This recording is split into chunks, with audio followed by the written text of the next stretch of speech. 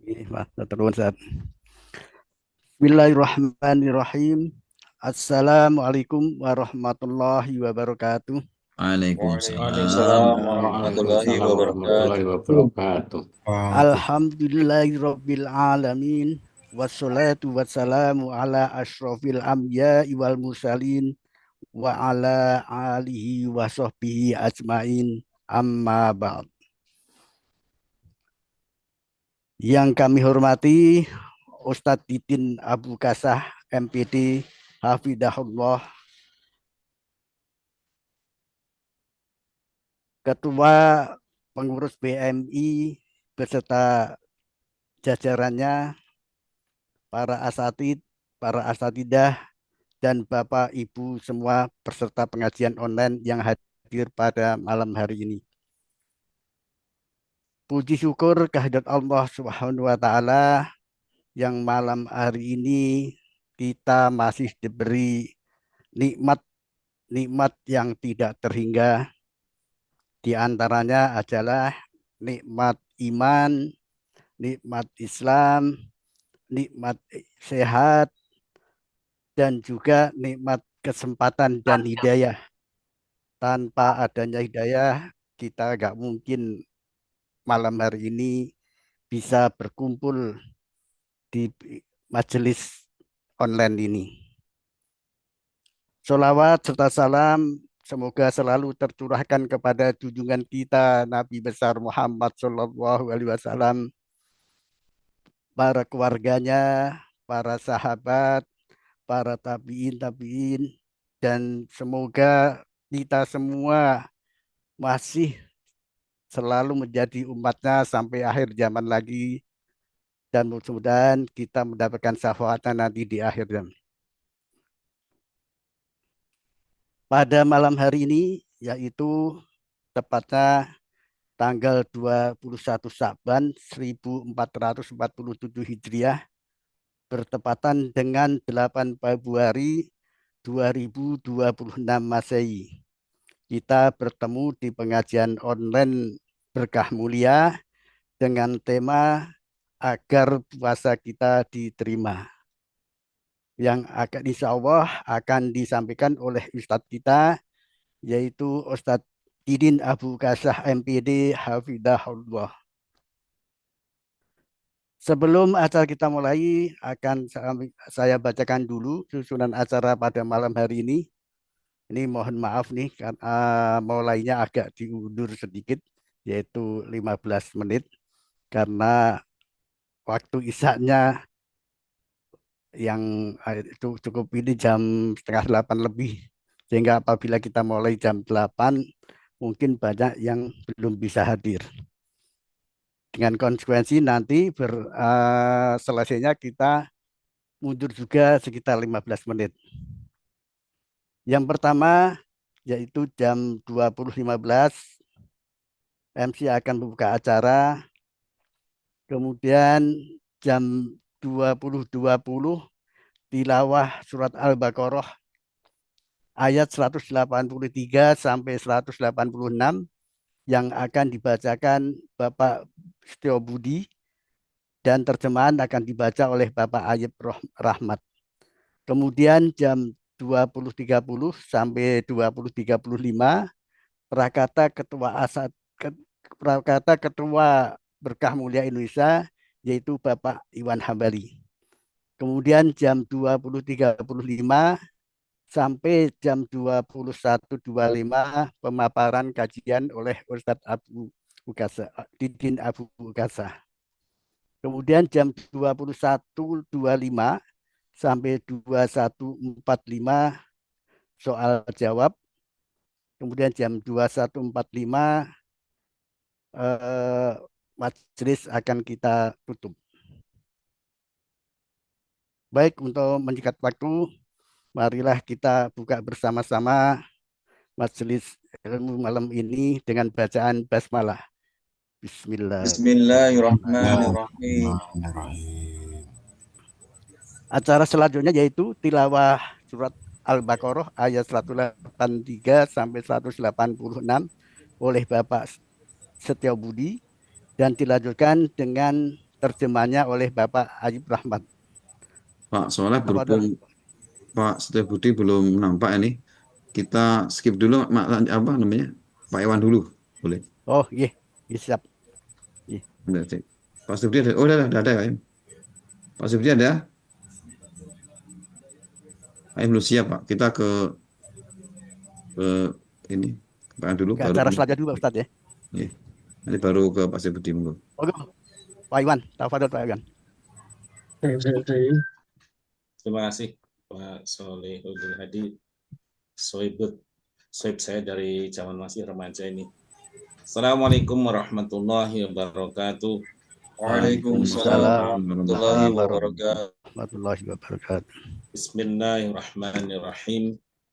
Innal hamdalillah nahmaduhu wa nasta'inuhu wa nastaghfiruh wa na'udzu billahi min sururi anfusina wa min sayyiati a'malina. May yahdihillahu fala mudilla lahu wa may yudlil fala hadiyalah. Wa asyhadu an la ilaha illallah wahdahu la syarika lah wa asyhadu anna Muhammadan abduhu wa rasuluh. Yang kami hormati, kami cintai Ustadz Syam, Ustadz Dindin Abu Kasyah, para pengurus PMI, peserta kajian PMI pada malam hari ini yang semoga penuh keberkahan dan diterima dan diridhoi oleh Allah Azza wa Jalla. Mari kita selalu bersyukur pada Allah Azza wa Jalla karena pada malam hari ini begitu banyak nikmat yang kita dapatkan, kita rasakan, khususnya nikmat iman dan Islam.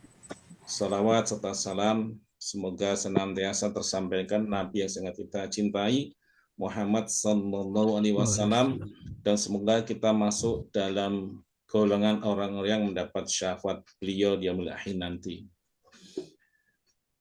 Rekan-rekan sekalian, saya tidak akan banyak memberikan sesuatu, hanya sekedar ingin sedikit cerita, karena ada seorang tabi'ut tabi'in yang sangat masyhur, namanya Imam Ibnu Sirin. Mungkin sudah pernah banyak yang mendengar kisahnya. Kenapa tadi saya sebut Pak Soleh Hadi ini saya sejak zaman remaja, ini ada kaitannya sama beliau ini. Jadi beliau ini kalau siang hari orangnya suka bercanda, tapi kalau malam meneteskan air mata. Nah, suatu saat beliau ini mendapatkan musibah, mendapatkan malapetaka, karena beliau berdagang minyak wangi, dan suatu saat qadarullah beliau bangkrut. Betul-betul bangkrut sehingga berhutang, dan menurut syariat Islam saat itu beliau dipenjara. Oleh petugas penjara, mereka tahu bahwa ini orang soleh, orang baik, diberikan kemudahan. Ya Imam, nanti pada Isya antum boleh keluar penjara, boleh pulang ke rumah untuk kemudian mengimami sholat subuh, lalu kembali ke penjara. Tapi beliau orang yang zuhud, orang yang soleh, tidak mau memanfaatkan ini. Lalu beliau berpikir, hari ini beliau Imam Ibnu Sirin ini berhutang, bangkrut. Kemarin belum bangkrut. Seminggu yang lalu belum bangkrut. Ciri-ciri orang soleh begini. Lalu mengkoreksi diri sendirinya. Dosa apa yang beliau perbuat sehingga Allah berikan ujian berupa musibah atau malapetaka ini. Dipikir-pikir, akhirnya qadarullah, subhanallah, ketemu jawabannya. Ada yang mengatakan 30 tahun yang lalu, ada yang mengatakan 40 tahun lalu. Rupanya Imam Ibnu Sirin ini bercanda dengan salah seorang kawannya yang sedang bangkrut dan mengatakan, "Wahai si bangkrut, kemari." Maksudnya bercanda tapi kelewatan. Dan ketemulah jawabannya. Hari ini Imam Ibnu Sirin bangkrut karena kesalahan itu yang bercanda keterlaluan dan kelewatan. Maka beliau segera istighfar, mohon ampun pada Allah atas dosa yang beliau lakukan. Kisah ini sengaja saya sampaikan untuk diambil ibrohnya. Yang pertama, orang yang soleh pun tidak lepas dari kesalahan dan dosa. Yang kedua, yang membedakan dengan kita, Imam Ibnu Sirin orang yang soleh, dosanya sedikit. Jadi mencari kesalahan dosanya sangat gampang. Langsung ketemu. Ini dosanya. Ini kesalahannya. Maka beliau segera bertaubat, mohon ampun pada Allah. Masalahnya, kita sekarang ini dosanya mari kita hitung. Seperti Umar yang mengatakan, hisablah dari Anda sebelum bisa dia berakhir nanti. Berapa banyak dosa yang kita lakukan? Berapa banyak kekhilafan yang kita lakukan? Subhanallah. Maka melalui momen ini yang hitungan hari, insya Allah semoga Allah memberikan mudahkan sampaikan kita di bulan sangat kita tunggu-tunggu, bulan Ramadan. Karena Rasul begitu masuk bulan Ramadan, begitu gembira. Karena memasuki bulan yang sangat ditunggu-tunggu. Untuk itu, mari kita introspeksi diri sendiri, mari kita hisab diri kita sendiri, dan mari kita manfaatkan bulan Ramadan ini dengan berpuasa di bulan Ramadan, yang sebentar lagi akan dijelaskan oleh Ustadz kita, Ustadz Dindin, supaya puasa kita diterima oleh Allah Azza wa Jalla. Terima kasih, semoga ini bermanfaat yang hanya sedikit. Assalamualaikum warahmatullahi wabarakatuh. Waalaikumsalam warahmatullahi warahmatullahi wabarakatuh. wabarakatuh. Terima kasih Pak Iwan atas wejangannya yang sangat menyentuh kita semua. Semoga kita semua dapat mengambil ibrah dari apa yang telah disampaikan Pak Iwan tadi. Untuk selanjutnya ya acara yang ketiga yaitu tilawah surat Al-Baqarah ayat 183 sampai 186 oleh Bapak Sobudi dan akan dilanjutkan terjemahan oleh Bapak Ayub Rahmat. Tafadhol Pak Sobudi.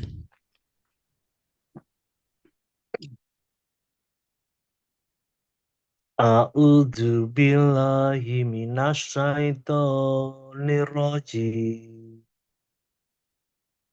Ya ayyuhalladzina amanu kutiba alaikumusyamu kama kutiba alal ladzina min qablikum kama kutiba alal ladzina min qablikum la'allakum tattaqun.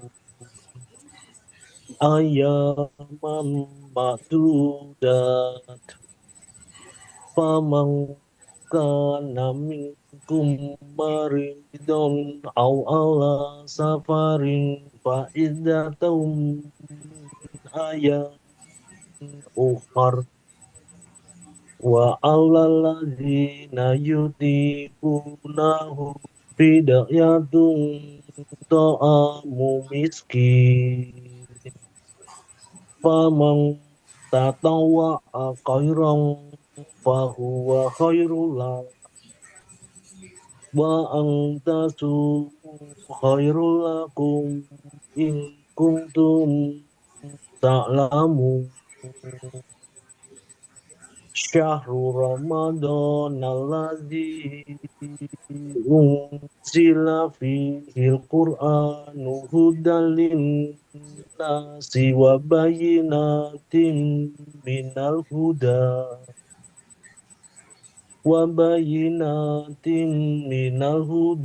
wal furqan. Faman syahida minkum syahra falyasum wa man kana maridun aw ala safarin fa iddatum ayamin ukhar yuridullahu bikumul yusra wala yuridu bikumul usra walitukmilu iddata walitukabbirullaha ala ma hadakum wala'allakum tashkurun. Wa idza sa'alaka ibadi an fa'in qarib uhibu da'watan da'i idza da'an falyastajibu li waliyu'minu bi la'allahum yarshudun.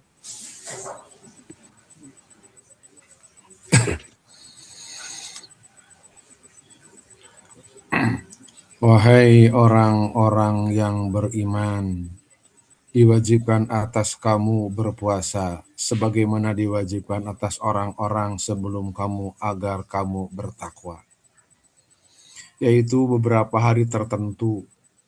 Maka siapa di antara kamu sakit atau dalam perjalanan, lalu tidak berpuasa, wajib mengganti sebanyak hari yang dia tidak berpuasa itu pada hari-hari yang lain.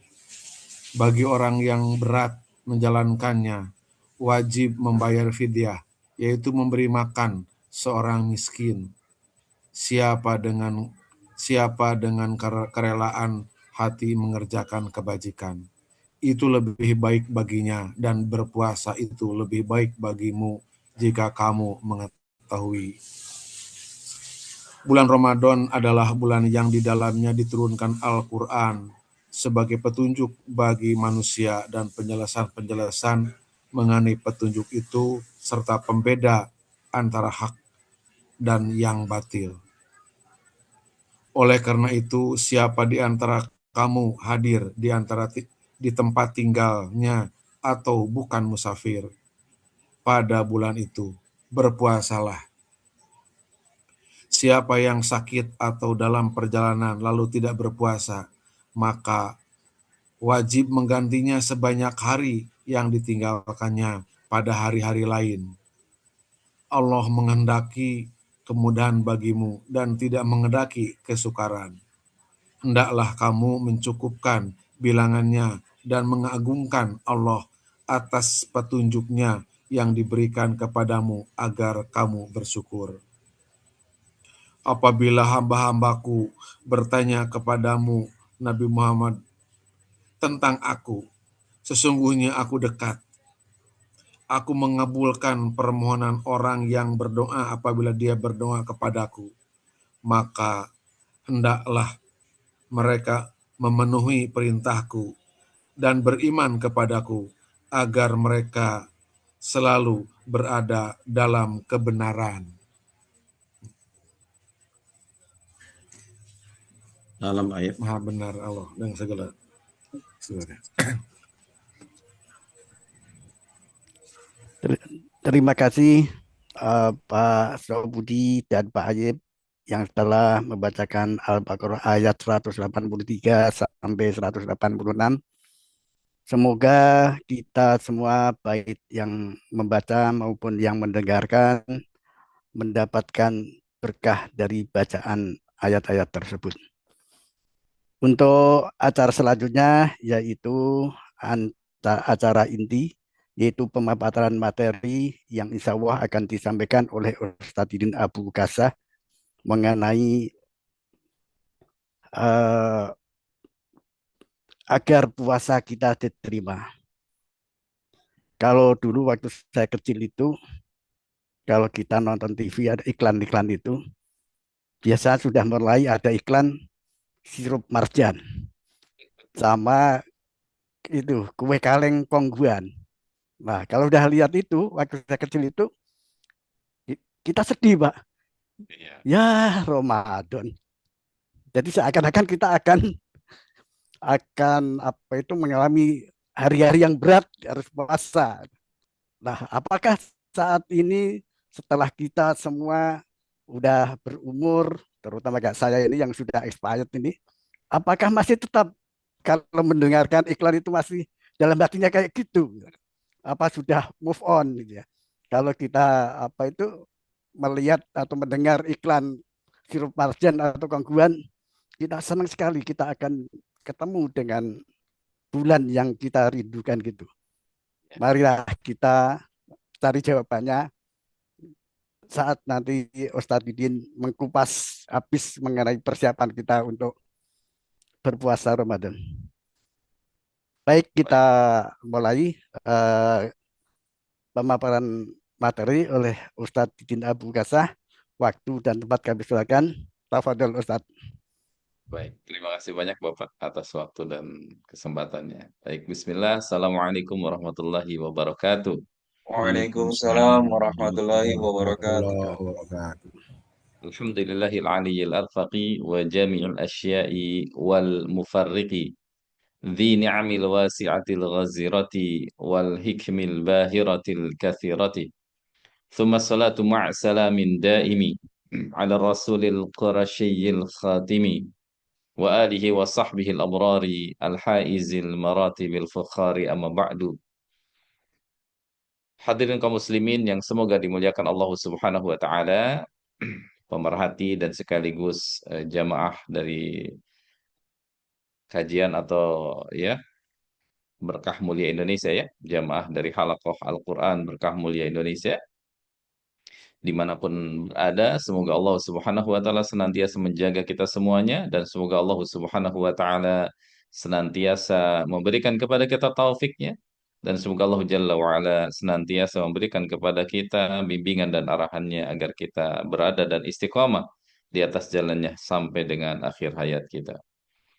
Segala puji bagi Allah Rabbuna Azza wa Jalla yang telah memberikan kepada kita kesempatan bisa bertemu bertatap wajah di malam hari ini.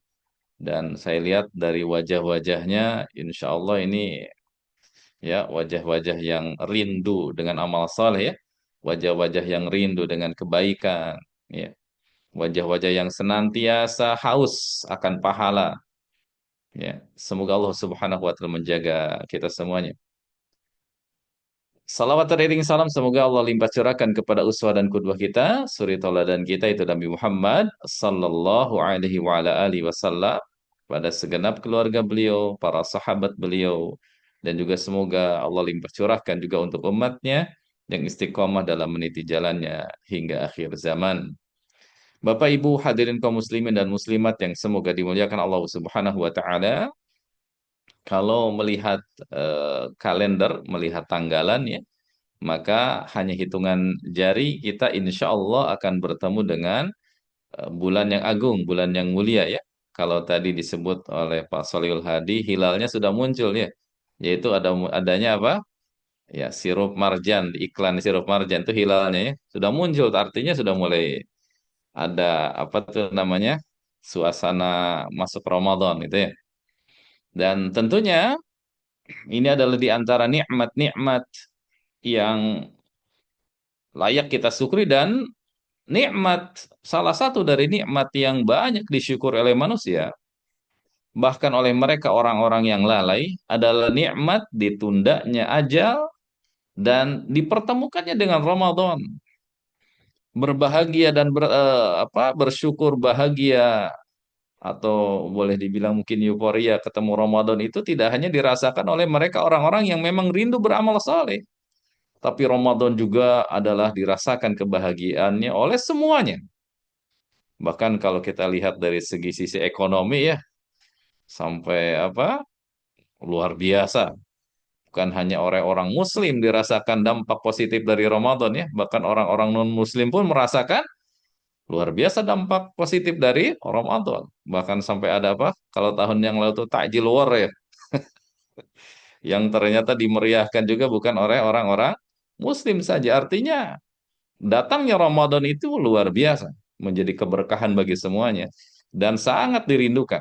Ya, hadirin kaum muslimin yang semoga dimuliakan Allah Subhanahu wa taala, tentunya jika setiap kita menyadari sebagaimana tadi dibuka oleh Ustadz kita, oleh guru kita ya, oleh Amir dari Berkah Mulia Indonesia. Ya, di sana ada Pak Iwan Hambali, hafizahullah. Beliau menuturkan tentang kisah ya seorang tabi'in yang mulia ya, Ibnu Sirin rahimahullah taala, yang pandai dalam memuhasabah diri gitu ya. Nah, kalau kita setiap kita menyadari setiap kita tahu akan bagaimana kondisi dosa-dosa kita yang begitu sangat menggunung tinggi, maka pasti setiap kita berharap untuk bisa bertemu dengan Ramadan. Untuk apa? Untuk mereguk berbagai manfaat di dalamnya. Karena memang Ramadan adalah syahrul maghfirah. Bulan di mana di sana Allah Rabbuna Azza wa Jalla melimpahkan apa? Mencurahkan ampunannya. Maka setiap hamba yang tentunya sadar akan dirinya, akan kondisi dirinya, ya, akan kondisi begitu banyak dosa dan kesalahan yang dimilikinya, maka pastinya akan merindukan hadirnya Ramadan. Akan merindukan datangnya bulan Ramadan. Jadi yang pertama itu memang harus memiliki kesadaran dulu ya, akan betapa diri ini, ya Allah ya Rabbi, ya, siang malam kita ya tak terhingga mungkin dosa dan ya pelanggaran yang pernah kita lakukan, yang dosa dan aib kita itu selama ini masih Allah tutupi. Allah tutupi. Dan Allah masih berikan kepada kita kesempatan. Allah tunda ajal kita. Ya. Ini adalah merupakan anugerah yang sangat-sangat agung. Baik, hadirin kaum muslimin wal muslimat a'azakumullah, Bapak Ibu yang semoga dimuliakan Allah Subhanahu wa taala. Eh, Selaku seorang muslim yang menyadari dan mengimani bahwasannya kehidupan kita itu bukan hanya kehidupan di dunia ya. Hidup dunia itu hanya sementara dan sebentar saja. Yang setiap kita pasti akan masuk ke fase kehidupan berikutnya. Ya, fase alam barzakh, fase akhirat. Setiap kita pasti akan melewati itu. Maka sudah barang tentu setiap kita harus sudah mempersiapkan diri untuk itu. Ketika diriwayatkan dari Ibnu Syaudzab, rahimahullah, salah seorang dari murid-muridnya sahabat Abu Hurairah radhiyallahu taala anhu wa ardahu. Ia mengatakan ketika hadarat Abu Hurairah al-wafah, ketika Abu Hurairah dalam kondisi menjelang beliau wafat itu ya, di akhir hayat beliau, menjelang beliau wafat, Abu Hurairah menangis. Menangis. Ini sahabat yang ilmunya, amal jariahnya masih mengalir sampai detik ini, bahkan sampai akhir zaman nih. Amal jariahnya berupa ilmu yang beliau sampaikan dari hadis-hadis Nabi SAW sampai akhir zaman masih terus mengalir tuh pahalanya, amal soleh. Namun tetap beliau menangis. Ini orang yang sadar akan posisi dirinya, kondisi diri. Ya Allah. Apa alasannya kenapa beliau menangis ketika ditanya, "Ma yabkika? Apa perkara apa yang membuat engkau menangis?" Kata beliau apa? Bu'dul mafazah wa qilatuz zad wa aqabatun kaud. Perjalanan di depan sana tuh membentang begitu sangat jauh panjang, ibarat padang pasir yang gak bertepi. Perjalanan di depan saya itu, ya, perjalanan yang begitu sangat panjang membentang. Ya. Wa'dul mafajah sangat jauh seperti padang pasir yang gak ada ujungnya. Ya. Dan benar adanya. Kehidupan seorang anak Adam, umat Nabi Muhammad itu hanya kisaran berapa? 60-70 tahun saja lah umur. Lebih dari segitu tuh jarang. Hidup di dunia hanya 70 tahun. Tetapi di alam barzakh boleh jadi lebih lebih lama. Abu Hurairah misalnya udah 1400 tahunan mengalami alam barzakh itu ya.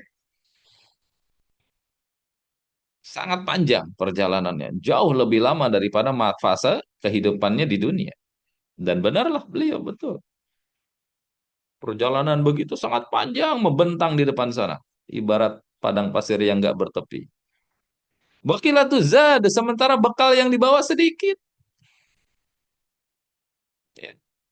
Bekal yang dibawa sedikit. Allah Akbar. Ya. Sekali lagi ini yang berbicara seperti ini selevel siapa? Level Abu Hurairah radhiyallahu anhu. Yang amal jariahnya masih ngalir sampai sekarang, bahkan sampai akhir zaman. Namanya akan terus disebut-sebutkan. disandingkan dengan kekasihnya yang mulia itu Nabi Muhammad SAW, di mana ia adalah mata rantai periwayatan ucapan dan perbuatan Nabi SAW. Nah, beliau mengatakan apa? Wakilatuz zahd, bekal sedikit. Perjalanan panjang, bekal sedikit. Wa aqobatun kaud, sementara rintangan, tantangan begitu sangat banyak. Allah musta'an. Semoga Allah melindungi dan menyelamatkan kita semuanya. Semoga Allah menjaga kita, keluarga kita, dan juga kaum muslimin. Ya. Hadirin kaum muslimin yang semoga dimuliakan Allah Subhanahu wa taala, sehingga kesadaran inilah yang harus dibangun oleh setiap kita ya. Kesadaran ini yang harus ada dalam setiap kita. Karena kalau kesadaran ini tidak muncul dan tidak dimiliki oleh setiap kita, maka akan sulit untuk bisa merubah apa yang sudah menjadi kebiasaan atau yang sudah menjadi apa? Sudah menjadi tabiat dan karakter. Maka ini harus disadarkan. Kesadaran saya menyadarkan diri saya sendiri berupaya untuk itu. Dan hadirin jamaah sekalian. Ya. Baik. Apa yang harus kita persiapkan untuk ya menyambut datangnya bulan yang mulia agar sesuai dengan tema puasa kita diterima di sisi Allah Subhanahu wa taala. Ya, kita sama-sama mentadabburi, sama-sama merenungi firman Allah Subhanahu wa taala. Silakan yang di depannya ada mushaf, silakan dibuka mushafnya. Buka surah 9, surah Taubah ayat 83. Surah Taubah, surah ke-9 ayat ke-83. Silakan dibuka. Ya, kita sama-sama mentadabburi, sama-sama merenungi apa yang Allah Subhanahu wa taala firmankan di situ. Baik. Ada yang mau baca? Silakan. Ada di antara Saya jamaah yang Ustaz mau ya. baca? Silakan, barakallahu fikum. Ayat 83 dari surah 83 ya. 9. Betul. A'udzu billahi minasyaitonir rajim. Fa irja'akallahu ila ta'ifatun minhum fasta'danuka lil khuruji fakullan tahruju ma iya abadan walang tuqatilu ma iya aduwa innakum raditum bil qu'udi awwala marratin faq'udu ma'al khalifin. Syukran, jazakallahu khairan. Dan syukran, jazakallahu khairan Ustaz Sam yang sudah memberikan share screen-nya. Baik. Silakan, artinya ada yang mau membaca? Aku berlindung kepada Allah dari godaan syaitan yang terkutuk. Ya. Maka jika Allah mengembalikanmu Muhammad kepada suatu golongan dari mereka orang-orang munafik, kemudian mereka meminta izin kepadamu untuk keluar pergi berperang, maka katakanlah, kamu tidak boleh keluar bersamaku selama-lamanya dan tidak boleh memerangi musuh bersamaku. Sesungguhnya kamu telah rela tidak pergi berperang sejak semula. Karena itu duduklah, tinggallah bersama orang-orang yang tidak ikut berperang.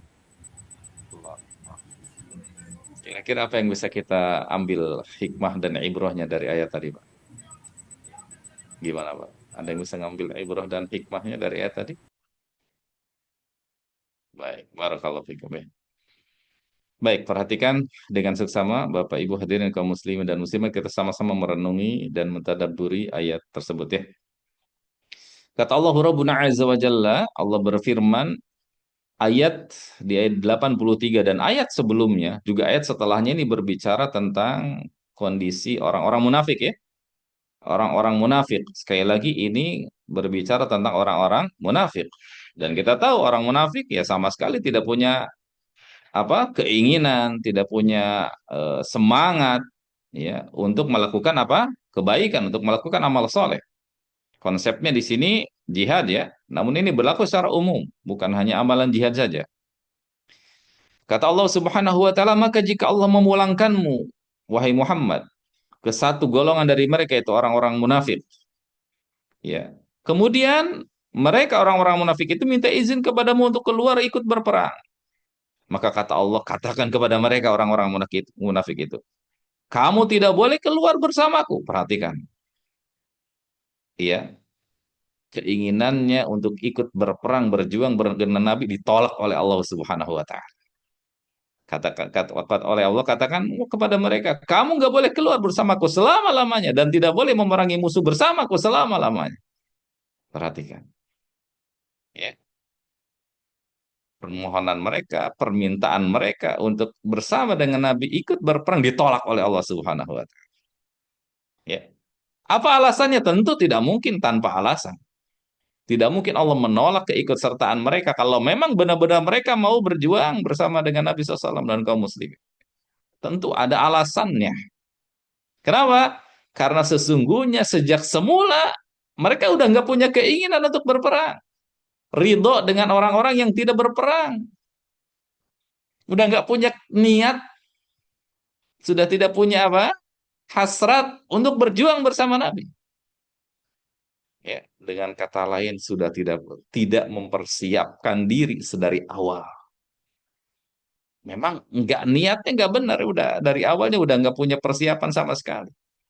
Maka kata Allah, duduklah, tinggallah bersama orang-orang yang tidak ikut berperang, nggak usah ikut-ikutan. Allahu Akbar, ya Allah ya. Perhatikan yang sesama. Allah Tabaraka wa Ta'ala tidak menyukai keberangkatan mereka. Allah lemahkan mereka. Kenapa? Karena sama sekali mereka tidak memiliki persiapan. Niat mereka sudah tidak lurus lagi. Ya. Kalau seandainya mereka sedari awal sudah mempersiapkan diri untuk menunaikan dan menjalankan amalan yang Allah perintahkan, bangkit menghadap Allah dengan kesukarelaan, dengan keikhlasan, ketulusan hati, maka sudah tentulah Allah tidak akan menolak keikutsertaan mereka. Ya, Allah tidak akan menolak keikutsertaan mereka. Sehingga berhati-hatilah dari mengalami nasib menjadi orang yang tidak layak menjalankan perintah Allah Ta'ala yang penuh berkah ini. Sekali lagi, berhati-hati dari mengalami nasib sebagaimana mereka tidak dikatakan oleh tidak layak untuk menjalankan perintah Allah Subhanahu wa Ta'ala. Allahu Akbar. Ya. Imam Abu Bakar Az-Zur'i rahimahullah, sebagaimana dikutip dalam Bada'iul Fawaid, beliau menyebutkan, memaparkan tentang perkara yang harus diwaspadai oleh mereka orang yang mau beramal. Satu di antaranya, at-tahawunu bil amri idza hadara waqtuhu. Ya, at-tahawun bil amri idza hadara waqtuhu. Kewajiban telah datang, perintah telah tiba, telah disampaikan, akan tetapi tidak memiliki persiapan untuk menjalankannya. Tidak memiliki persiapan untuk menjalankannya. Allah. Dengan kata lain, ketidaksiapan itu, kata beliau, adalah salah satu bentuk meremehkan perintah. Tidak punya persiapan itu sama dengan apa? Meremehkan perintah. Tidak melakukan persiapan itu meremehkan perintah. Akibatnya sangat besar. Yaitu apa? Allah lemahkan. Ya. Allah lemahkan untuk menjalankan kewajiban tersebut, dan Allah halang dari mendapatkan keridhaannya. Waliyadzubillah. Waliyadzubillah. Waliyadzubillah. Nasallahu assalamata wal afiyah. Allah menjaga kita, keluarga kita, dan juga kaum muslimin dari hal seperti itu. Dan tentu kedua dampak tersebut adalah merupakan hukuman atas apa? Ketidaksiapan dalam menjalankan kewajiban. Allahu Akbar. Sehingga persiapan itu harus adalah niscaya. Persiapan itu niscaya. Ya.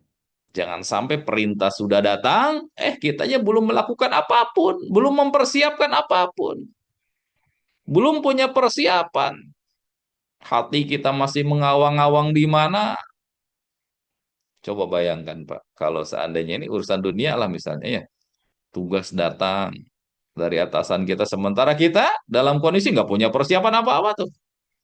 Tiba-tiba suruh presentasi di depan gimana Pak? Ayo presentasikan. Oh loh, kita nggak punya apa-apa, PPT aja belum bikin. Apa yang mau dipresentasikan kira-kira? Ada si AI ya. Kita tinggal minta AI buatkan PPT. Tapi kan kita belum menguasai presentasi itu dengan baik. Akhirnya apa yang disampaikan nanti di hadapan audiens? Ah, begitu kurang lebih. Ya. Allahu Akbar. Artinya persiapan itu adalah niscaya. Ketika kita ingin puasa kita diterima oleh Allah Subhanahu wa taala, maka lakukanlah persiapan. Lakukanlah persiapan. Walaupun mungkin ini bahasan waktu kita sudah boleh dibilang mepet ya, hanya hitungan berapa hari ke depan, tapi ya semoga dari langkah kita walaupun sudah sedikit mepet ke Ramadan, mudah-mudahan Allah memberikan kepada kita taufik agar kita bisa timbul dalam hati kita kesungguhan dan keseriusan untuk mempersiapkan perjuangan kita selama Ramadan nanti. Ya. Baik, wasiat para ulama kita yang pertama yang harus dipersiapkan oleh kita, ya, menjelang masuknya bulan Ramadan, bulan yang mulia, bulan yang agung itu adalah persiapkan, sambutlah Ramadan dengan amal solih.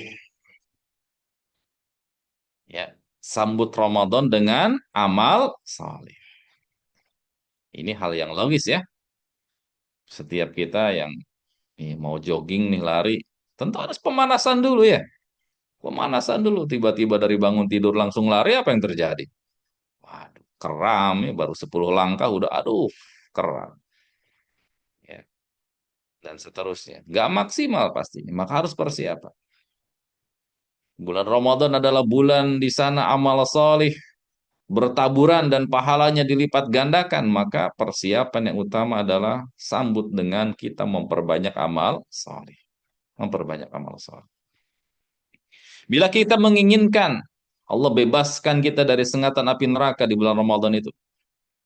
Dan Allah ya, dan kita menginginkan Allah Subhanahu wa taala menerima amal-amal kita, termasuk amal puasa kita tentunya, dihapuskan dosa dan kesalahan kita, maka bekal yang pertama yang harus disiapkan adalah amal soleh. Perhatikan dengan sesama, masih di surah yang sama, di surah 9 At-Taubah, buka ayat yang ke-46 silakan. Buka ayat 46 dari surah 9. Ini salah satu apa tuh namanya? Alasan juga kenapa orang-orang munafik dilarang atau ditolak keikutsertaan mereka. Ayat berapa Ustaz Afan? Ayat berapa? Ayat 46. Ayat 46. Surah 9 ayat 46. Baik. Ya, saya bacakan Pak ya. A'udzu billahi minasyaitonir rajim. Walau aradul khuruj. Nah, ini di screen sini. Baik. Walau aradul khuruj la'addu lahu 'uddatan walakin karihallahum bi'atsahum fathabbatahum wa qila qa'udu ma'al qa'idin. Ya. Seandainya mereka mau berangkat sejak semula memang niatnya mau berperang, berjuang, menjalankan perintah, niscaya mereka menyiapkan persiapan untuk keberangkatan itu. Perhatikan dengan baik. Kalau memang benar niat mereka lurus, sejak semula memang benar-benar mau menjalankan perintah, pasti sudah mempersiapkan untuk keberangkatan itu. Akan tetapi mereka memang pada dasarnya enggan untuk menjalankan perintah itu. Nggak punya persiapan sama sekali. Oleh karena itu, ya, Allah lemahkan mereka, Allah tidak menyukai keberangkatan mereka. Ya Allah ya Rabbi. Dan dikatakan kepada mereka, tinggallah bersama dengan orang-orang yang tinggal itu. Uq'udu ma'al qa'idi. Allahu Akbar. Gara-gara nggak punya persiapan. Ya. Jadi persiapan itu adalah hal yang niscaya dan tentu persiapan yang utama karena Ramadan adalah bulan kita melaksanakan amal ketaatan, maka persiapan yang utama adalah siapkan amal soleh. Dengan persiapan itu akan tersingkap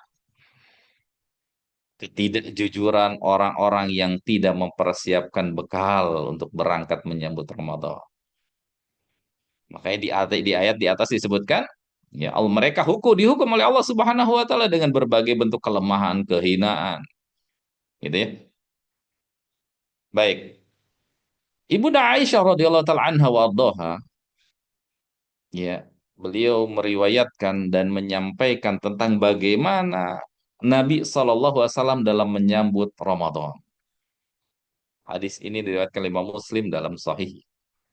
Kata Ibunda Aisyah begini, radhiyallahu anha wa ardhaha, "Walam arahu shaiman min syahrin qat akthar min siyamihi min Sya'ban. Kana yasumu Sya'ban kullah, kana yasumu Sya'ban illa qalila." Kata Ibunda Aisyah radhiyallahu anha wa ardhaha, saya tidak pernah melihat Rasulullah Shallallahu alaihi wasallam itu berpuasa dalam satu bulan itu sebanyak puasa beliau di bulan Sya'ban. Ini ya. Jadi ini tentu perkataan dari orang yang mengetahui, sangat mengetahui tentang Nabi SAW. Karena ini adalah istri beliau, Sallallahu Alaihi Wasallam. Kata Ibunda Aisyah, saya sama sekali belum pernah melihat Rasulullah SAW berpuasa dalam satu bulan itu sebanyak puasa beliau di bulan Sya'ban. Puasa ini maksud puasa apa, Pak? Puasa sunnah tentunya. Jadi di bulan Sya'ban itu beliau banyak berpuasa. Ya, tidak berpuasanya hanya beberapa hari saja. Ya. Tandanya apa ini, Pak? Tandanya apa? Rasulullah Sallallahu Alaihi Wasallam melakukan persiapan. Lakukan persiapan.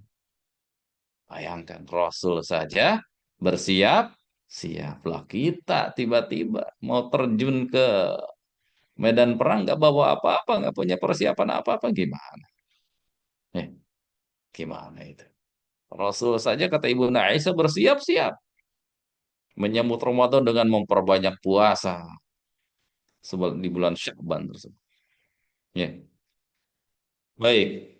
Demikian pula bagaimana generasi emas, ya, generasi emas kaum muslimin, kaum salafus saleh dari mulai para sahabat, para tabi'in, para tabi'ut tabi'in sebagaimana disebutkan ya dalam banyak riwayat disampaikan oleh para guru-guru kita ya, rasa tidak tentang apa tuh namanya? Ucapan kaum salaf ini dalam kitab Lataiful Ma'arif yang biasanya banyak disampaikan oleh khatib ya, para khutbah di salat-salat apa tarawih. Di mana mereka mengatakan kanu yad'una Allah sittata ashhurin ayyuballighahum syahra Ramadan. Para sahabat itu, Pak, sahabat Nabi sallallahu alaihi wasallam, mereka itu berdoa kepada Allah selama berapa bulan? 6 bulan. Selama 6 bulan. Apa isi doanya? Agar mereka bisa berjumpa dengan bulan Ramadan. Persiapannya berapa lama, Pak? 6 bulan, bayangkan, Pak. Dan kalau bertentu bukan kalau dikatakan berdoa tidak mungkin hanya sebatas berdoa, tapi mereka melakukan ya persiapan sebagai bentuk apa? Realisasi dari doa mereka. Karena Allah lihat kesungguhannya tentunya. Kanu yad'una Allah sittata ashhurin. Mereka itu berdoa selama 6 bulan berturut-turut agar Allah menyampaikan mereka ketemu dengan bulan Ramadan. Thumma yad'una Allah sittata ashhurin ayyataqabbalahu minhum. 6 bulan sisanya mereka alokasikan untuk apa? Berdoa kepada Allah agar ibadah selama Ramadan itu diterima Allah Subhanahu wa ta'ala. Oh, luar biasa. Ya Allah Rabbi. Ya. Mereka benar-benar istimewa ya. Mereka punya semangat untuk melaksanakan perintah beramal soleh dan sama sekali dalam diri dan hati mereka nggak ada perasaan ujub tuh. sudah melakukan kebaikan-kebaikan itu, bahkan mereka khawatir amal solehnya tidak diterima oleh siapa? Allah Subhanahu wa taala, sehingga 6 bulan berlalu sibuk dengan berdoa kepada Allah agar ibadah di Ramadan itu diterima Allah Subhanahu wa taala.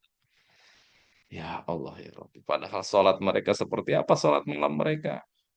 Ya, baca Al-Quran mereka seperti apa? Sedekah mereka bagaimana? Allah Akbar, sangat jauh dengan orang akhir zaman. Namun sama sekali nggak punya bangga atau ujub dengan amal. Ya Allah ya. Baik. Abu Bakar Al-Warraq rahimahullah mengatakan begini. Syahrul Rajab syahrul lizar'i wa Sya'ban syahrul saqi lizar'i wa Ramadan syahrul hasadiz zar'i. Bulan Rajab itu adalah bulan untuk kita bercocok tanam, menanam, menabur benih di bulan Rajab itu, Pak. Sudah lalu Rajab ya. Sudah berlalu Rajab. Itu sejatinya Rajab adalah bulan, kata para ulama, itu bulan menabur benih. Adapun Sya'ban adalah bulan kita mengairi benih itu, menyirami benih itu. Karena benih kalau tanpa pengairan, tanpa disiram, tanpa dipupuk ya kemungkinan tumbuhnya ya nggak besar ya. Persentase tumbuhnya hanya mungkin sekian persen saja. Tapi kalau dirawat, dijaga, disirami, dipupuk, kemungkinan untuk tumbuhnya besar di atas 90% dengan izin Allah. Adapun bulan Ramadan adalah bulan untuk memanen. Maksudnya apa, Pak? Bulan Ramadan itu bulan memanen. Maksudnya apa ya? Ada yang bisa menyebutkan? Kenapa Rajab itu disebut sebagai bulan menanam bagi kita? Adapun Sya'ban adalah bulan untuk menyirami benih tersebut. Adapun Ramadan disebut sebagai bulan kita memanen hasad zar'i. Ada yang bisa menyebutkan? Yang dimaksud ini apa? Kenapa Ramadan disebut dengan bulan kita memanen, Pak? Kenapa, Pak?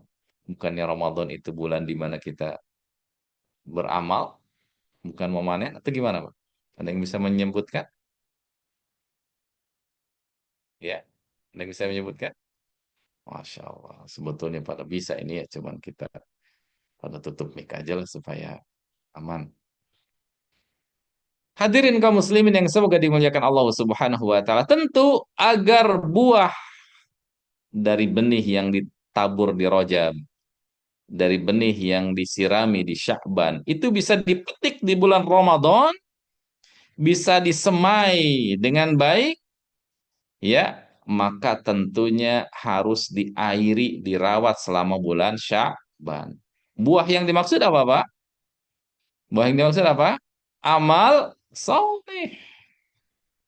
Amal soleh, Pak. Rajab kita sudah membiasakan diri nih. Rajab tuh kita tahu dia adalah bulan apa? Ini salah satu hikmah kenapa Rajab disimpan di bulan ke-7 sebelum Ramadan, 1 bulan sebelum Ramadan disebut bulan apa? Bulan haram ya. Padahal 3 bulan haramnya kan beriringan tuh.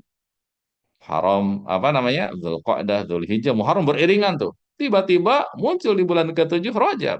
Hikmahnya apa? Disimpan 2 bulan sebelum Ramadan. Karena untuk latihan sebelum ketemu Ramadan. Nah, gitu. Di Rajab kita sudah membiasakan diri nih. Di Rajab kita sudah membiasakan diri. Kita tahu di Rajab itu bulan haram. Di mana berbuat kebaikan akan dilipat gandakan pahalanya. Berbuat dosa dilipat gandakan pula dosanya. Dari situ sudah kita membiasakan diri itu. Nah, ini ibarat kita menabur benih, membiasakan diri, memperbanyak amal soleh, memperbanyak kebaikan, menjaga diri dari tidak berbuat maksiat. Nah, itu di Rajab tuh, nabur benih kebaikan. Selama Sya'ban dirutinkan apa yang sudah dibiasakan di Rajab itu. Ini diibaratkan seperti apa? Menyirami benih tadi. Dirutinkan yang sudah dijaga di Rajab, ya, dibiasakan kembali di bulan Sya'ban. Sehingga apa yang terjadi? Di Ramadan akan ringan untuk mengerjakan amal soleh tersebut. Meninggalkan larangan akan ringan. Kenapa? Karena sudah dilatih selama Rajab, selama Sya'ban sudah dilatih. Ya, jadi ketika ketemu Ramadan sudah siap tempur tuh. Sudah tidak berkeluh kesah lagi melihat iklan marjan. Aduh, mau Ramadan ya. Gitu ya. Aduh, mau Ramadan lagi nih. Tidak ada kata aduh yang justru malah bahagia. Karena sudah terbiasa dari awal, dibiasakan. Rajab sudah terlatih, dilanjutkan dengan Sya'ban. Jadi ketemu Ramadan, ya, sudah biasa dengan membaca Al-Quran, tilawah. Sudah terbiasa dengan Qiyamul Lail. Sudah terbiasa dengan berpuasa. Sudah terbiasa dengan sedekah. Jadi ketika ketemu Ramadan itu ibarat memanen hasil tanaman kita selama Rajab dan Sya'ban. Ringan ibadahnya. Begitu. Maka diibaratkan bulan Ramadan itu seperti apa kata para ulama? Seperti kita memanen hasil gitu ya. Memetik hasil, memetik buah yang ditanam selama Rajab dan Sya'ban. Baik. Hadirin kaum muslimin yang semoga dimuliakan Allah Subhanahu wa taala, tentu ini panjang bahasannya karena kita terbatas waktu ya. Yang kedua, selain amal soleh yang harus kita persiapkan ya, untuk menyambut Ramadan adalah persiapkan diri kita dengan ilmu, ilmu tentang puasa. Ya, bagaimana puasa kita supaya diterima di sisi Allah secara fikihnya itu bagaimana ilmu. Ya, jangan sampai ya justru kita malah mengerjakan apa yang menjadi pembatal-pembatal puasa kan gitu. Maka di samping kita membekali diri dengan amal soleh yang sudah kita latih dari sebelumnya, maka bekali juga dengan ilmu tentang puasa. Walaupun puasa ini adalah bukan amalan yang baru bagi kita, bahkan mungkin di antara kita ada yang sudah ini tahun ini puasa yang keberapa kali, mungkin insya Allah ya, ada yang ke 60 kalinya, atau ada yang mungkin ke 50 kalinya puasa ini. Wah, udah berpuluh-puluh kali, ibarat ibarat pemain ini udah flamboyan ya, udah expert nih, udah terlatih ini, udah udah nggak kaleng-kaleng ini pemain ini kawakan ini.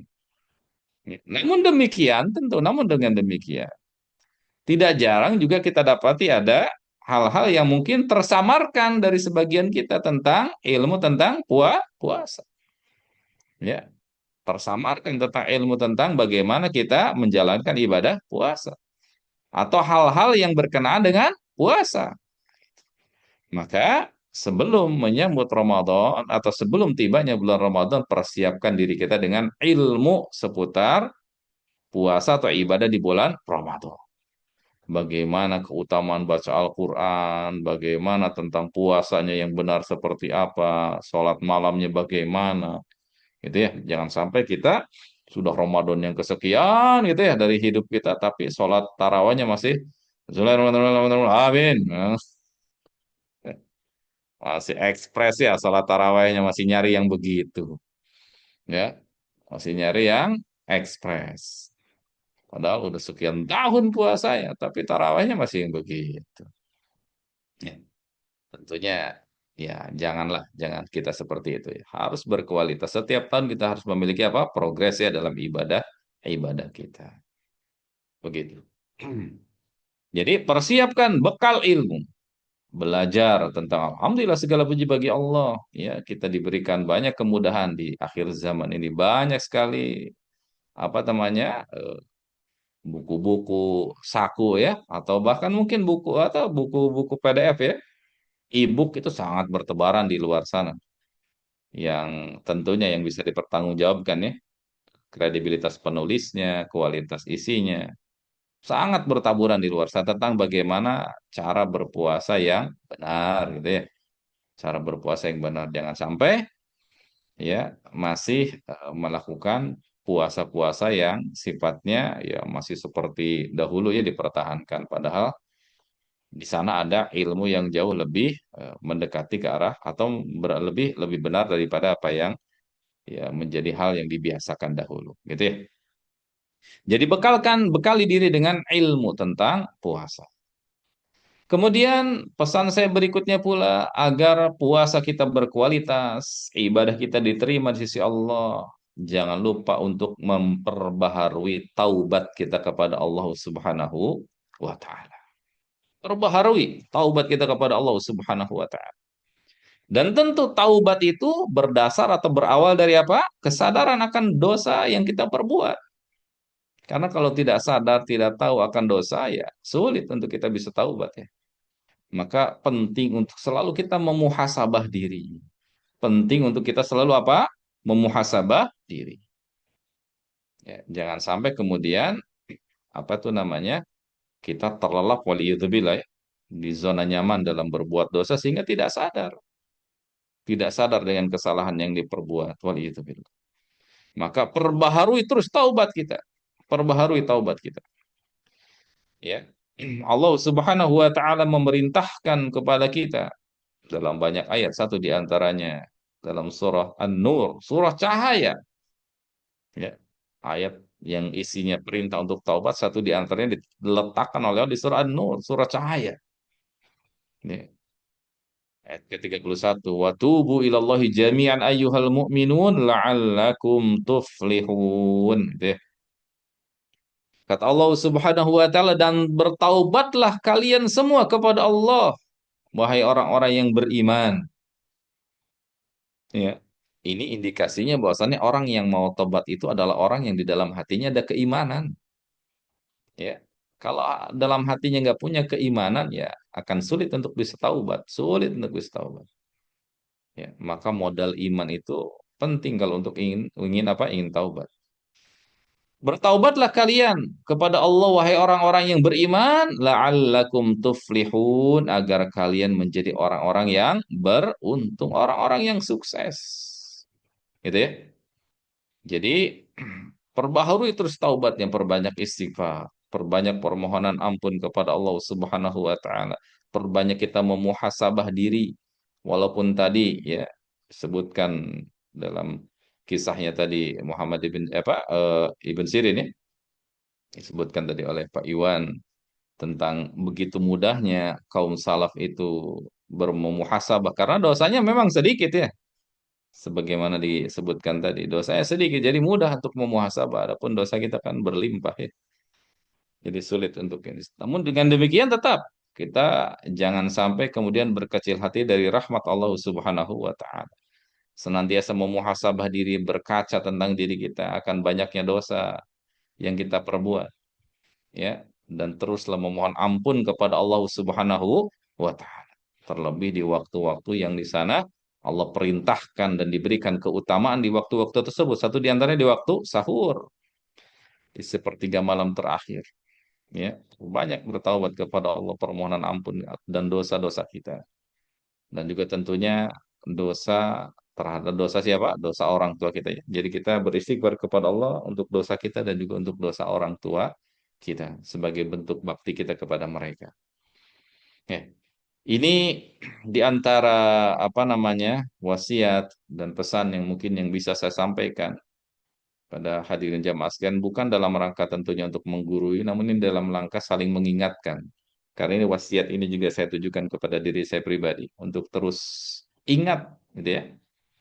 Dan juga mas setiap kita, walaupun hari ya di bulan Ramadan insya Allah berlalu atau akan kita datangi dalam hitungan yang mungkin sekitar 1 pekan ke depannya atau kurang bahkan ya.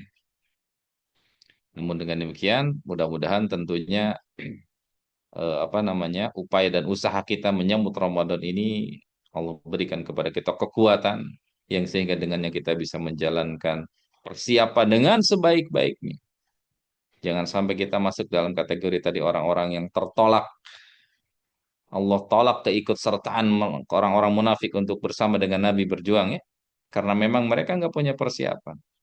Semoga kita tidak termasuk golongan orang-orang yang ditolak ibadah kita.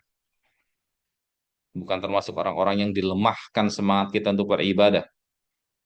Ya, semoga Allah menjaga dan melindungi kita semuanya. Dan semoga Allah Jalla wa'ala senantiasa menjaga dan berikan kepada kita taufik agar kita bisa terus bersemangat, agar bisa terus apa namanya dimudahkan dalam menjalankan apa yang Allah perintahkan kepada kita semuanya. Begitu kurang lebih yang bisa saya sampaikan, ya. Walakum minkum, saya kembalikan kembali ke Pak Moderator. Falyatafadhal masykur. Terima kasih Ustadz Didin yang telah menyampaikan materinya sebagai bekal buat kita semua untuk menghadapi Ramadan nanti. Mudah-mudahan kita semua dipertemukan di Ramadan dan akan datang yang mungkin sekitar 1 mingguan kali ya. Insya Allah kalau memang semoga kita masih dipertemukan dengan Ramadan itu.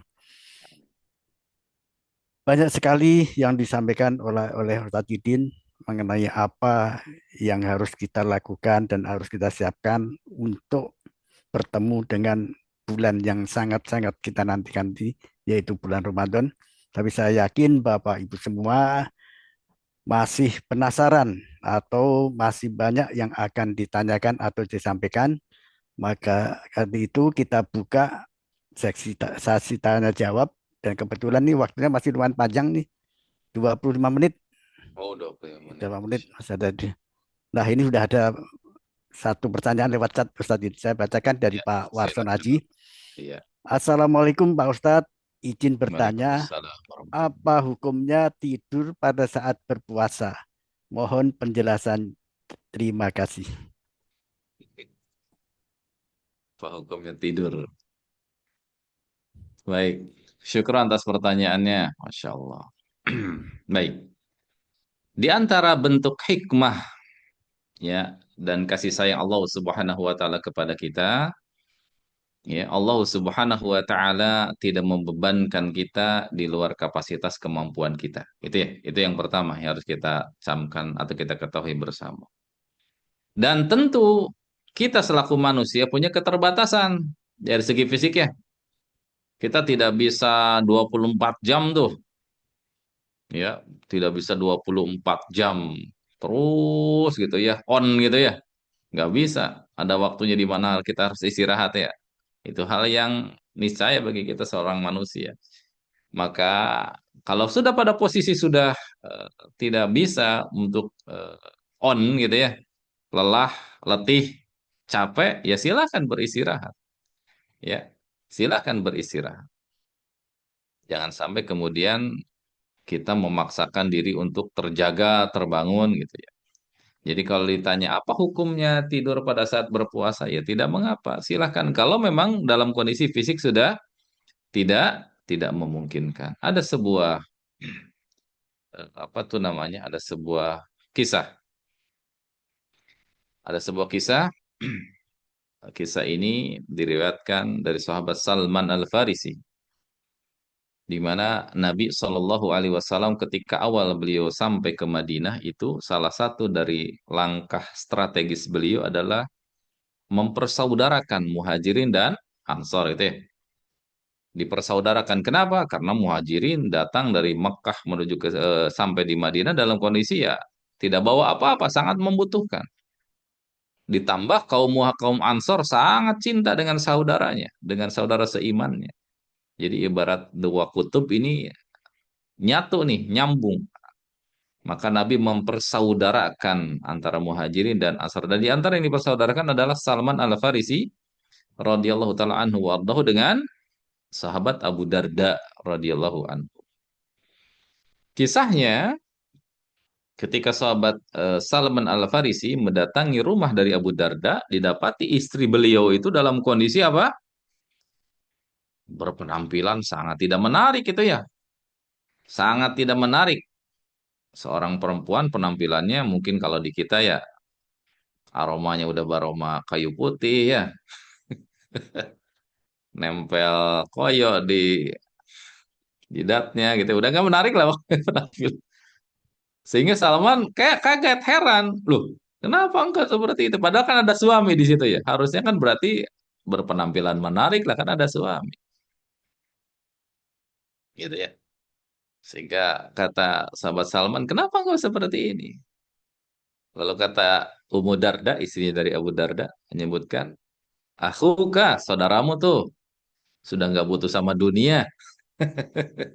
Sudah nggak butuh sama dunia tuh saudaramu tuh. Gitu ya.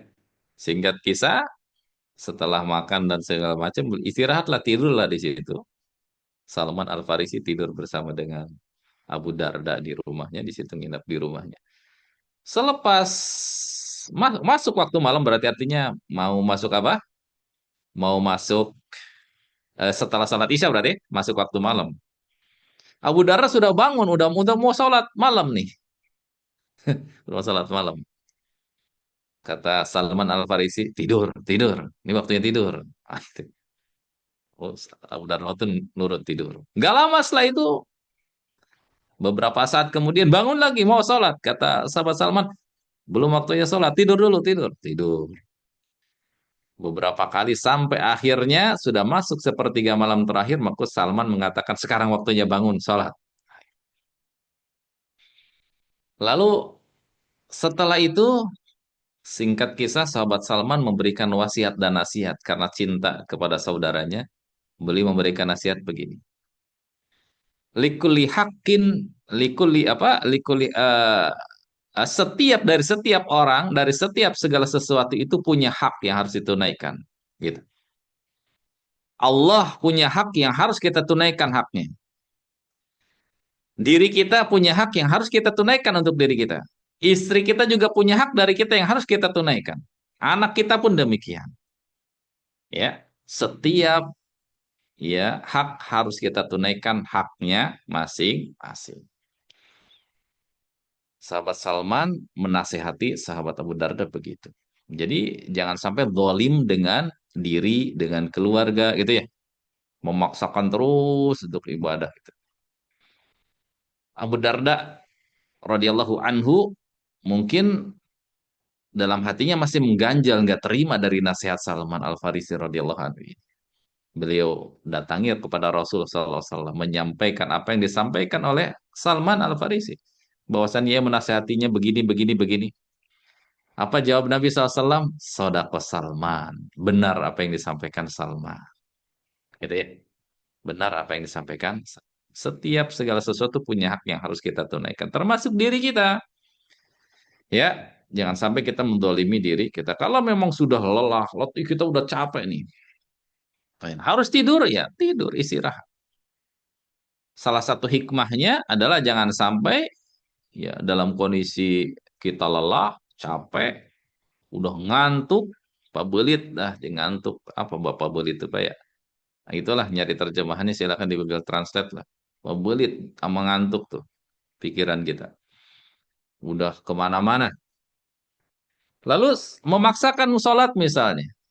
Memaksakan berdoa, membaca Al-Quran seterusnya. Apa yang terjadi? Mungkin bisa jadi bacaan kita kemana-mana tuh salah. Salah satu hikmah. Maka ketika memang dalam kondisi kita sudah lelah, capek, harus tidur ya tidur. Ya, harus tidur ya tidur. Yang salah itu ya puasa seharian tidur itu yang salah. Tidur terus mentang-mentang puasa ya itu yang salah, yang keliru. Ya, adapun tidurnya proporsional ya tidak mengapa karena kita bukan apa? Bukan mesin, gitu ya. Adapun ada yang menyebutkan hadis tidurnya orang yang puasa itu ibadah, wah ini jadi dalilnya nih. Wah, tidur aja deh. Ibadahnya gampang nih tidur. Itu dari segi validitas riwayat ya, dikatakan ya tidak valid ya tidak sahih riwayatan itu. Jadi tidak bisa dijadikan dasar ya. Tidak bisa dijadikan dasar hukum tidurnya orang berpuasa atau ibadah. Tidak. Itu jangan ya, mengada-ngada itu. Kurang lebih itu Pak. Wallahu a'lam bishawab. Pak Warsono, masih itu ada yang mau disampaikan?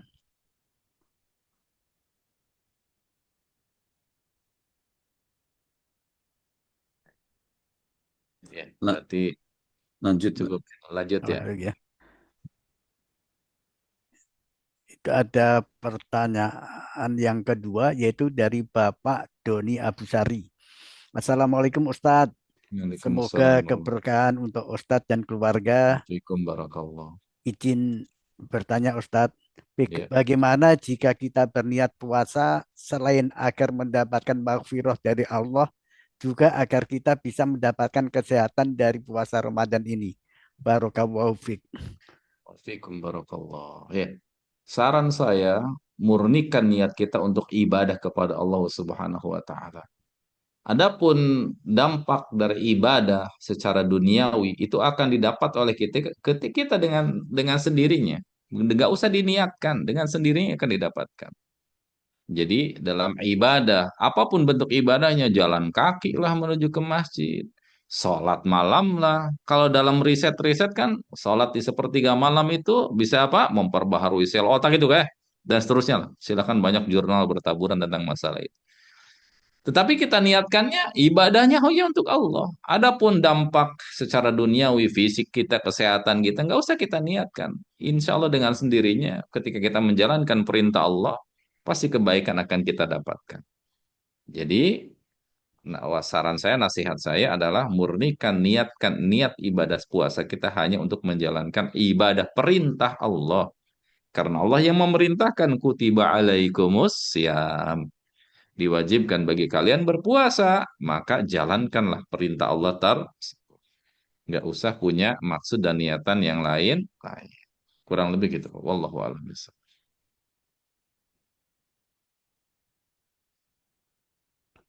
Untuk pertanyaan selanjutnya, yaitu pertanyaan yang ketiga oleh Bapak Heri Sigit. Assalamualaikum warahmatullahi wabarakatuh, Ustadz. Mohon Wassalam. izin bertanya. Satu, bagaimana bila ada orang yang berpendapat yang penting ibadah sesuai syariat, pahala urusan Allah, atau apakah dalam ibadah kita harus berharap mendapatkan pahala atau ridho dari Allah? Kemudian yang kedua, apakah ada keterkaitan antara masing-masing ibadah? Bagaimana bila ada orang yang berpuasa Ramadan tapi tidak sholat fardu dan sholat tarweh meski tidak ada uzur? Apakah ibadah puasa Ramadannya diridhoi oleh Allah? Puasa tapi nggak sholat gitu ya? Sholat. Iya. Baik, syukur atas pertanyaannya. Masya Allah nih ya, luar biasa. Baik, untuk apa yang pertama, pertanyaan yang pertama, bagaimana bila orang ibadah, ya, jalankan saja perintah, adapun pahala diserahkan kepada Allah, dengan kata lain, tidak usah berharap dan mendapatkan pahala dan ridho Allah Subhanahu wa taala. Eh, Seperti itu bagaimana, benar atau salah? Dari segi redaksi kalimatnya seolah-olah benar ya. Seolah-olah benar.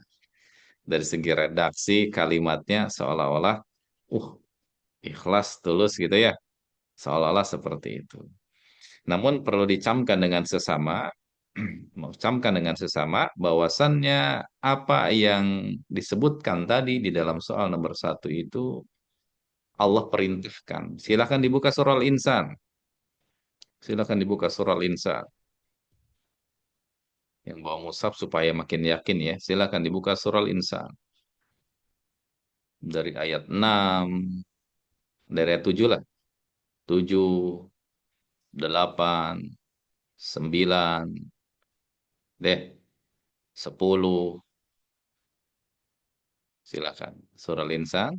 Sudah ketemu Bapak? Surah Al-Insan. Sudah ya? Sudah, Ustaz. Ada yang mau baca, Pak? Ada yang mau bacakan? Silakan. Ayat berapa, Ustaz? Ayat tadi dari ayat 8 ya? Silakan. 8. Al-Insan dari ayat 8 silakan. Ada yang mau baca silakan. Boleh supaya semakin yakin. Saya baca, Ustaz ya. Silakan, boleh Bapak. Barakallahu fikum. A'udzu billahi minasyaitonir rajim. Wa yut'imuna at'ama ala hubbihi miskinan wa yatiman wa asira. Sampai ayat berapa, Ustaz? Lanjut, silakan. Ya. Innama nut'imukum liwajhillahi la yuridu minkum jazaa'a wala syukura.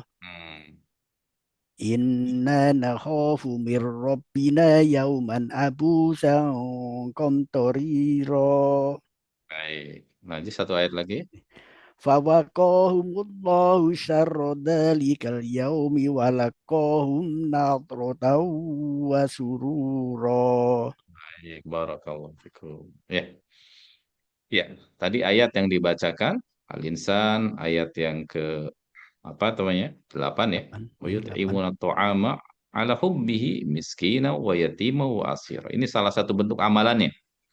Mereka memberikan makan, sedekah ya, kepada orang yang disukainya dari orang miskin, anak yatim, para tawanan, gitu ya. Beribadah nih, bersedekah. Ini salah satu contoh konsep ibadahnya sedekah. Inna manut'imukum liwajihillah la nuridu mikum jaza wala syukura. Dikatakan oleh mereka yang beribadah tersebut, kami itu memberi makanan kepadamu demi mengharap ridho Allah Subhanahu wa ta'ala. Demi mengharap pahala dari Allah Subhanahu wa ta'ala. Tidak mengharapkan balasan dari kamu. Lanjutannya, inna nakhafu min rabbina yauman abusan qamtarira. Ya. Itu apa? Kami takut kepada azab Tuhan kami. Di waktu atau di hari, wajah-wajah pada waktu itu masam penuh dengan kesulitan. Jadi ibadah mereka bersedekah, ingin mengharap pahala Allah, dan ingin terhindar dari azab Allah. Apakah itu salah? Tidak. Karena apa yang Allah sebutkan ayat 11-nya? Fawaqahumullahu syarra dzalikal yaum. Allah balas mereka dengan Allah lindungi mereka dari keburukan hari yang mereka takutkan itu, yaitu hari kiamat. Allah berikan kepada mereka balasan, diceriakan, digembirakan mereka. Artinya, mengharap pahala, takut dari adab dan siksa Allah adalah diperintah, gitu ya. Diperintah. Justru sebagai bentuk keikhlasan. Baik. Yang kedua, apakah ada keterkaitan antara masing-masing ibadah dan bagaimana bila ada orang yang berpuasa Ramadan? Ya, masing-masing ibadah punya keterkaitan tentunya. Ya, paling tidak keterkaitan dalam hal apa? Dalam menjaga ketakwaan. Nabi bersabda begini, Pak. Hadisnya sudah dihafal lah saya oleh bapak sekalian, oleh setiap kita. Kata Nabi SAW, alaikum bisidqi, fa inna sidqa yahdi ilal birri, wa innal birra yahdi ilal jannah. Kata Nabi SAW, wajib bagi kalian untuk menjaga kejujuran. Karena yang namanya kejujuran itu yahdi ilal birri, akan mengantarkan kalian untuk berbuat kebaikan-kebaikan. Wa innal birra, dan kebaikan itu akan mengantarkan kalian masuk ke surga. Artinya, Nabi memberikan contohnya kejujuran tuh, amal soleh. Kata Nabi, kejujuran itu akan mengantarkan kita untuk mengerjakan kebaikan-kebaikan. Dan kebaikan-kebaikan itu akan mengantarkan kita ke surga. Artinya, amal soleh itu bertautan satu dengan yang lain. Ya, dengan kata lain punya hubungan persaudaraan senasab ya antara satu amal dengan amal yang lainnya, karena akan saling mengokohkan, menguatkan gitu. Jadi punya hubungan, jelas punya hubungan. Satu amal soleh dengan yang lainnya punya hubungan. Ya. Kalau tidak, contoh kalau tidak berpuasa Ramadan tapi apa berpuasa namun nggak sholat, wah ya ini mah sama dengan apa tuh namanya bohong ya. Nggak berpuasa tapi nggak sholat ya. Jangan berharap kebaikannya diterima di sisi Allah Subhanahu wa taala. Jangan berharap ibadahnya menjadi kebaikan di sisi Allah. Bahkan amal yang pertama kali dihisab apa, Pak? Salat. Kalau salatnya bagus, maka yang lainnya akan dipandang bagus. Kalau salatnya baik, pasti puasanya baik lah. Dia akan taat dalam menjalankan puasa gitu. Kalau salatnya bagus, dia jalankan dengan sebaik-baiknya. Maka amalan yang lainnya akan bagus juga pasti. Karena inna salata tanha 'anil fahsya'i wal munkar dalam surah Al-Ankabut ya. Karena salat itu karakternya akan mencegah seseorang dari berbuat keji dan mungkar. Jadi kalau salatnya bagus, dampaknya yang lain pasti bagus begitu. Ya, wallahu alam bissawab. Adapun salat tarawih maka ia termasuk sunnah ya. Kalau dikerjakan ya bagus luar biasa. Adapun kalau udzur ya, semisal hujan deras, ya, ya silakan kerjakan di rumah. Tidak mengapa, ya. Kerjakan di rumah silakan tidak mengapa. Wallahu a'lam bishawab. Masih ada satu lagi Ustadz, Satu lagi baik silakan. yaitu dari Bapak Sukedar. Assalamualaikum. Waalaikumsalam. Seseorang yang sudah istiqomah ibadah tahajud dan punya kebiasaan habis sholat isya tidur sehingga sangat berat dan lelah menjalankan sholat tarawih setelah isya, manakah yang diprioritaskan Ustadz? Baik, barakallahu fikum. Salat malam itu disebut dengan qiyamul lail gitu ya, qiyamul lail. Kemudian ketika qiyamul lail ini didahului oleh tidur terlebih dahulu di luar bulan Ramadan kita kenal dengan sebutan apa? Tahajud gitu ya. Adapun selama Ramadan qiyamul lail itu dinamakan dengan tarawih gitu ya. Jadi nggak ada bedanya. Nggak ada bedanya. Tarawih dengan tahajud ya dia-dia juga. Sejatinya seperti itu. Jumlah rakaatnya kan sama. Dia-dia juga seperti itu. Jadi kalau yang biasa tahajud di malam hari bagaimana? Ya selama Ramadan diupayakan ikut tarawih. Karena keutamaannya besar. Keutamaannya besar. Ya, keutamaannya besar. Kata Nabi SAW, "Man qama ma'al imami hatta yansarif." Barang siapa yang sholat tarawih bersama imam sampai selesai imamnya sholat witir tuntas tuh. Kutiba lahu sholatul lailah. Pahala bagi dia sama dengan sholat semalam suntuk. Tuh Pak, sholat semalam suntuk dihitungnya tuh sholat tarawih itu sama imam. Jadi kedudukannya atau pahalanya besar. Sangat sayang kalau dilewatkan. Jadi selama Ramadan, qiyamul lailnya adalah bersama dengan imam tarawih. Adapun selama di malam harinya bagaimana bisa sholat tidak? Ya silakan nggak masalah. Yang penting adalah sholat witirnya tidak boleh sampai 2 kali dalam satu malam. Jadi misalnya witirnya sudah tuntas nih dengan imam di masjid sholat taraweh, maka malam harinya sebelum sahur misalnya mau sholat lagi, silahkan insya Allah tidak mengapa. 2 rakaat, 2 rakaat, 2 rakaat, gitu deh. Asal jangan ditutup dengan witir karena witirnya tadi sudah bersama dengan imam di masjid begitu. Kurang lebih itu, Pak. Wallahu a'lam bishawab. Masih ada waktu 3 menit, Bapak-Bapak. Apakah masih ada yang ditanyakan? Pas, Pak. Cukup, Pak Cukup ya? ya? Ini karena waktu Ya, juga maaf. udah malam ini, sudah jam 21.42, maka kita akhiri majelis taklim malam ini. Semoga kita semua dapat mengambil ibrahnya dari apa yang telah disampaikan Ustadz Didin, jadi sebagai bekal kita untuk bertemu dengan bulan Ramadan insya Allah sebentar lagi. Jadi, Ya.